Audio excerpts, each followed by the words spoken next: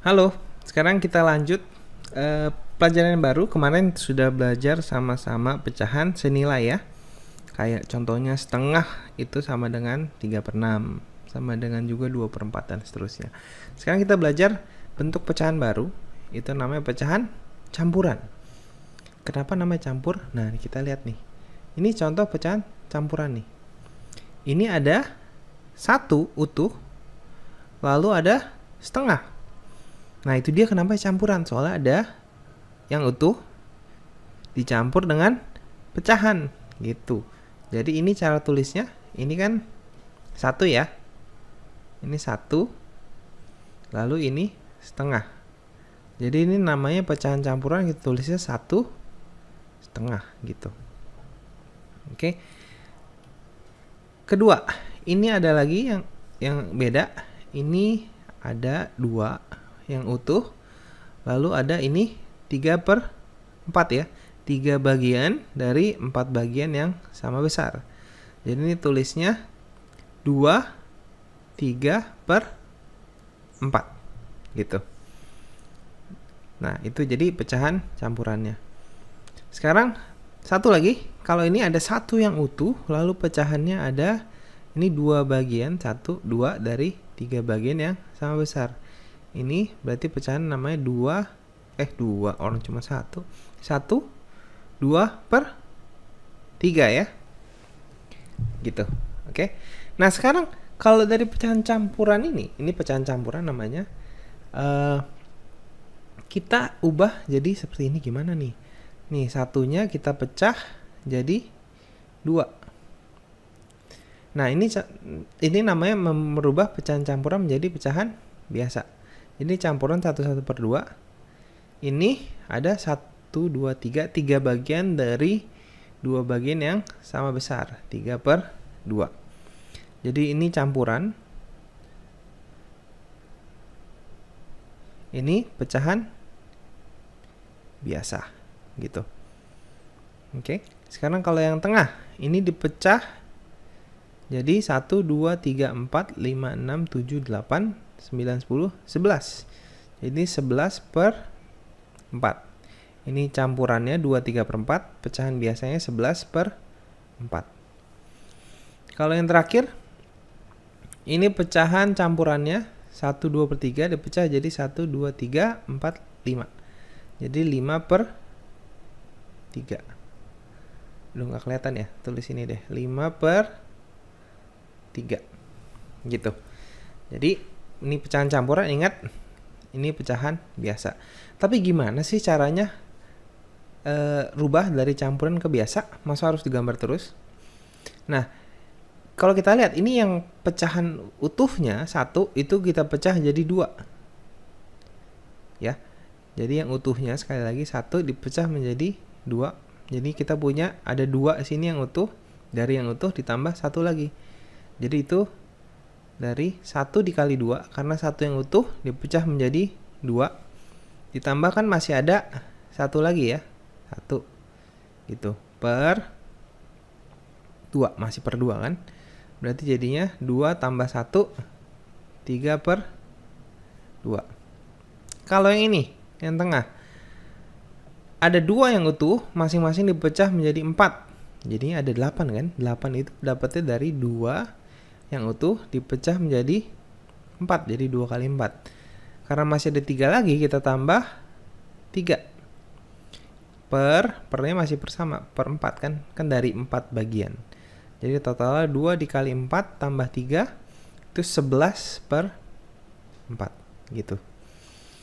Terakhir ini 1 bagian dipecah menjadi 3, berarti 1 dikali 3 ditambah masih ada 2 ya. 2/4 jadinya 5/4 gitu. Oke. Coba nih, sekarang kalau nggak pakai gambar gimana caranya? Coba kita latihan beberapa soal ya. Kalau ada 2/3 gimana?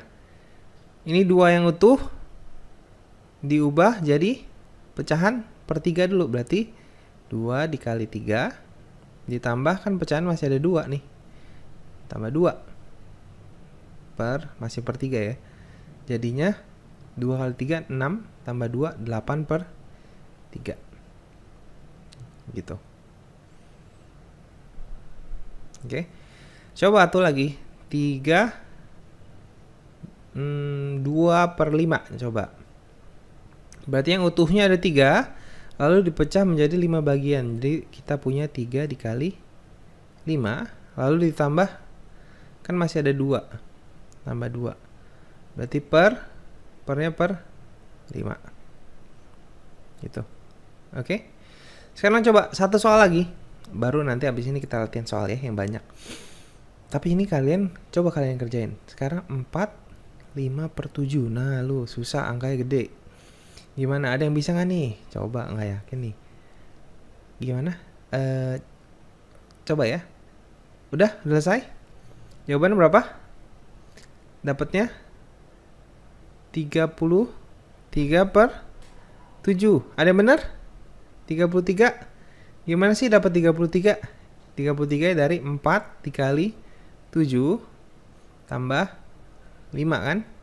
4 kali 7 28 tambah 5 berarti 33. Kan per 7. Ini per 7. Oke, simple ya. Habis ini kita coba kebalikan ya, gimana kalau punya pecahan biasa kita rubah jadi pecahan campuran. Oke. Halo?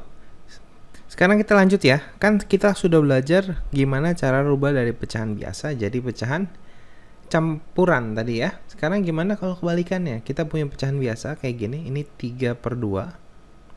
Gimana cara kita rubah menjadi itu? Tadi kan ini 1,5 ya.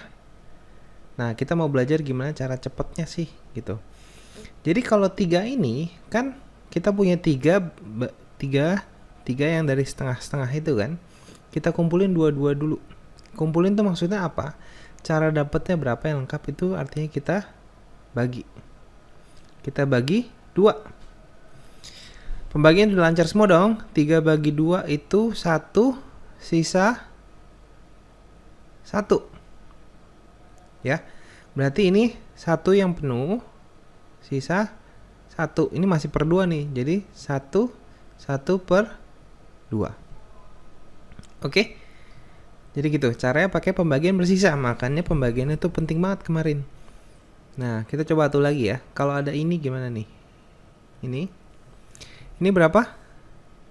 Ini berapa? Ayo, masih ingat? Ini tadi 11 per 4. Gimana cara kita rubah menjadi yang atas? Itu kan 2, 3 per 4.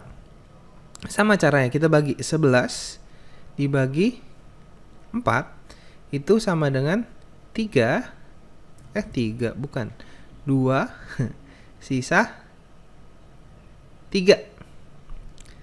Makanya hasilnya 2 itu yang full, sisa berarti 3 per masih per 4. 2 3 per 4. Oke. Satu lagi. Kalau ada ini gimana? Nah, ini kan ini tadi 5 per 3 ya. Kalau ini 1 2 per 3. Sama. 5 dibagi 3 sama dengan 1 sisa 2. Berarti jawabannya 1 2 per 3. Sama kan? Tuh. 1 per 3 ini 1 per 2 per 3. Ini 2 3 per 4. 2 3 per 4 juga. 1,5 1,5. Nah, coba kakak mau lihat. Coba kita latihan soal. Kalau 13 per 3. Ayo. Jadi gimana? Rubahnya gimana? Sama ya. 13 dibagi 4. Itu hasilnya 3 sisa 1. Berarti 3 sisa 1. Masih ada pecahannya. 3 1 per 4 gitu. Jadi ini contoh pertama. Coba contoh kedua. Soalnya misalkan 17 per 3. Gimana caranya? Sama, dibagi juga. 17 dibagi 3 sama dengan 5 sisa 2. Ini pembagiannya harus sudah bisa semua ya. Masih ingat kan cara pembagian 17 bagi 3? 3 dikali berapa yang paling dekat dengan 17? Berarti hasilnya 5 2 per 3. Oke. Satu lagi, coba kalian yang kerjain. Susah dikit ya. 23 5 23 per 5. Gimana caranya? Oke. 3 detik cukup. 1 2 3. Udah yang dapat hasilnya 4 3 per 5. Ada yang betul? 23 dibagi 5 caranya. Itu hasilnya 4 sisa 3. Jadi jawabannya 4 3 per 5. Oke. Sudah mantap ya? Oke. Kita lanjut.